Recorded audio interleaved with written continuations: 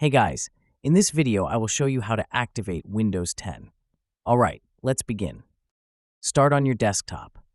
To access activation settings, either right-click the Start menu at the bottom left and select System, or click the magnifying glass, type Activation, and choose Activation Settings under Best Match.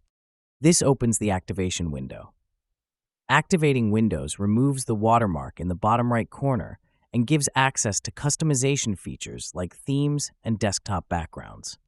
At the top of the page, you will see the Windows Edition. For example, it might say Windows 10 Home. But since I have Windows 11, it is stating Windows 11 Home. If your system is activated, it will show Windows is activated. If not, it will display that Windows is not activated. Scroll down and click on Change Product Key. A new window will appear. Enter your product key in the box. This key may have come with your PC or been purchased online.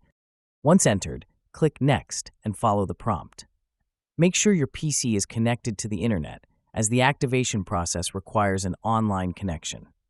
So that's basically how you can activate Windows 10. And that's it for this video. If you find this helpful, consider subscribing and giving this a big thumbs up. Thanks.